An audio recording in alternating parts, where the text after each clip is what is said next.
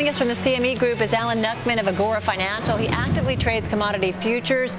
Also with us is an investment strategist who told Bloomberg back in August the government will have to cut spending and that it will have a significant impact on the economy and corporate profits. Wayne Wilbanks is the chief investment officer of Wilbanks, Smith & Thomas Asset Management, which manages $1.6 billion in assets. Wayne, good to have you back here with the Street Smart team. I noticed in your note, I think you made a point about volume, and Julie was just talking about it. I like to talk about it. I mean, what does the lack of volume tell you about where the equity market's headed from here? Well, I think it's as much about who's in the market with that light volume, and the problem is you've got these what you call high-frequency trading firms that now control 60, potentially 70% of the volume. So with the retail investor exiting, you really only have about 30% of it that's true investors. So it makes it so that these moves in the market are very much technically driven rather than in many cases fundamental. So you really have to know where the levels are. Even the high-frequency networks are having problems. We just saw that LiquidNet is firing 12% of its traders. So, I mean, what does that say to you, that even if the HFN guys are having trouble dealing with this? Well, exactly, and the rules are about to change for a lot of those HFT guys with the be able to look in front of these orders ahead of time. But so at this point, what's important is not only what you're buying, but where you buy it. So if the 200-day moving average is, let's say, 1,115 on the S&P, you want to be a buyer below that number, and you want to be very careful with the market when it gets way above these certain technical points. Hey, Alan, I want to bring you into this discussion because we do have another positive day here, and so much for history, because September, not too shabby for stocks. Of course, we're not quite done yet, but again, the volume isn't there. What do you think is going to happen over the next few weeks here when it comes to the equity trade? What are the nationalities of those two people? Well, I'm very positive. I think a lot of people being on the sidelines actually is very, very bullish for the market. We've been trading between 1130 and 1040 in the S&P essentially for the whole year, with with some few exceptions. But I think you're going to see a nice little short covering rally here if we can get above that 1130 again. Yes, the volume is a concern, but we'll have to see if it's more than it was earlier, just a couple weeks back. When we made that last move up to 1130. Hey, Wayne, let me ask you about all the political rhetoric out there now that we're less than 2 months away from those midterm elections. How is that kind of complicating the market situation at this point? Well, I think it's going to be a lot of noise, and I would urge investors to focus on what I think may be the next big trend from politics, and that's the fiscal responsibility trade, if you want to call it that. The government's going to have to deal with these huge budget deficits, and I actually think when they start to tackle the problem, it actually may be viewed as positive. I mean, a lot of people are sitting on the sidelines, CFOs. They're not going to spend money until they start to see how we're going to narrow that budget gap over the next 5 years. And actually, that's going to be the big story over the next 6 months, is how they cut that budget deficit. And it'll actually be bullish for stocks. Hey, Wayne, it's Julie here. But, I mean, is that really going to happen in the next 6 months? Despite a lot of talk about it, is there going to be actually the political will to make that happen, especially if the economy is still suffering? I think you may begin to see what you're already seeing is the $50 billion, very targeted, business-friendly proposal by the Obama administration. That's very, very, if you look at those numbers, that's incredibly bullish for capital spending. But on the flip side of that, I really do believe most Americans will feel better when they see the government being run better. And there's going to be a lot of constituent pressure for them to start to put some numbers together that make sense, even if it slows down the economy in the short run. Hey, Alan, it's Dominic here. What's sentiment like down on the floor over there? I mean, is there the sense that people aren't going to really trade until these elections resolve themselves? We got 50-some days here left. I mean, people talk about this idea that when clarity comes, so does the market. So is there any kind of wait-and-see mentality down there?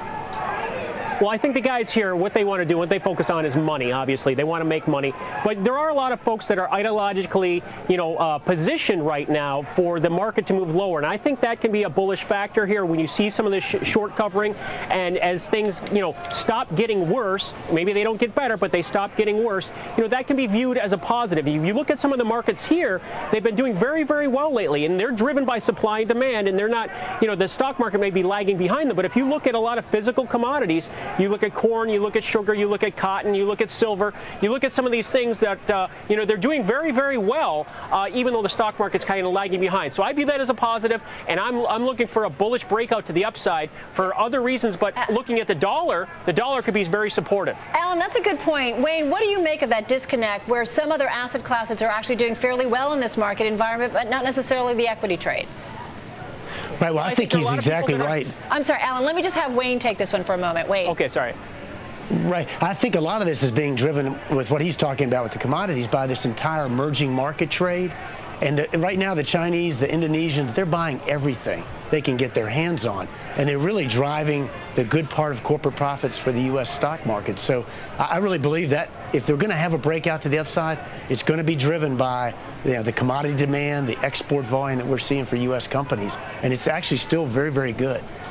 Hey, Wayne, also you mentioned corporate profits in there, and we should bring up that over the next couple of weeks we're going to start to get numbers once again. I think we're hearing from Best Buy and FedEx next week, which should give us some windows into what's going on in the economy. Even though a lot of people are waiting for the midterm elections, are earnings still going to be a catalyst here? I think the earnings catalyst per se is kind of done. But what's good news is what you saw with Intel. I mean, basically they missed their number, lowered their guidance. You saw it again with National Semi today, and yet the stocks have gotten so cheap they're just not going down. I mean, the day that Intel announced, the stock was pretty flat. So that tells you that we can absorb some disappointments in the third quarter earnings and actually be okay. But I think that the time with earnings surprises, that's behind us now. I mean, we're really going to be lowering expectations across the board. Hey, Alan, it's Dominic here. If earnings aren't going to be the catalyst, we've talked about a lot of economists saying they're ratcheting down expectations. Basically, all the growth we saw was in the first half of this year, and things are going to kind of come really slow down for the second half. Is that going to affect what's going to happen in the equity trade? Well, I think, again, the low bar has been set, but we've got the next round of earnings start here in October. And if you look at it, that's what gave us that push up when the last quarter's numbers came out. So we'll look to see if we can, go over that low bar and get a little bit of strength here. And I think a lot of it is that people are getting to the point where this negative information of the employment and the housing and so forth really doesn't have any effect on the market anymore. Businesses are profitable. Businesses are making a lot of money, and their earnings are doing fantastic. And that's the reality. That's driving the stock market higher.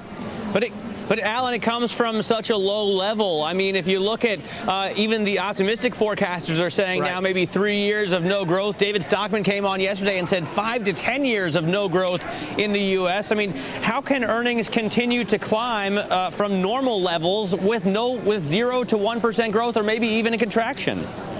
Well, I think a lot of it has to do with the stocks were so over-depressed on that sell-off that, we're at some decent valuations. And where's money going to go? Where's it going to go? Treasuries? What yield do you get in treasuries? And right now, the bond market is overloaded, so that money is going to come out, and people are going to realize that they can probably get a better return elsewhere, and that money is going to come back into stocks. So I think that money flow is also going to be a potential catalyst to the upside when people realize that they don't want to get 0.5% or 1% return on their treasuries from that safety. They're willing to take a little bit more risk as they feel a little safer.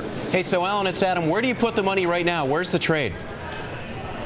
Well, right now I've been loading up on longer-term commodity option spreads to take advantage of some potential in the March time frame. I look big picture, and we're loaded up on silver. I think Canadian dollar as a proxy for crude oil is a good value here because it hasn't rallied like the Australian dollar has as a commodity currency. I think we have upside to go from 96 to par pretty easily, and you can purchase some March option spreads at some relatively low prices.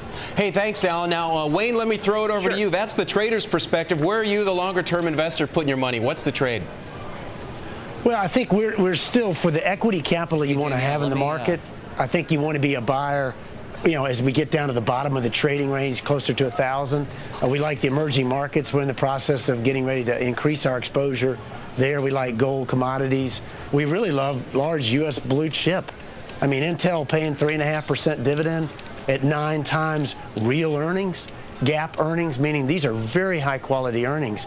So again, the downside in one of those type of names, especially when the dividends keep getting increased. So the key takeaway is make sure you own stuff that's either got high growth like the emerging markets or pays cash flow. Hey, Alan, I got 20 seconds left for you. So give me an idea of what you're going to be focusing on next week, just quickly. Next week, I'm just looking for this continuation to happen in these in some of these metal markets. Looking for silver to make another move to $21, and like I said, looking for the Canadian to hold 95 as a strong level. But to get to that dividend play, you can buy stocks and buy a put, so you've got protection on the downside in case the stock goes down, and capture that dividend with a risk-free idea right there. All right, we got to run. Hey guys, have a great week. And Alan Knuckman of Agora Financial, Wayne Wilbanks of Wilbanks Smith and Thomas Asset Management.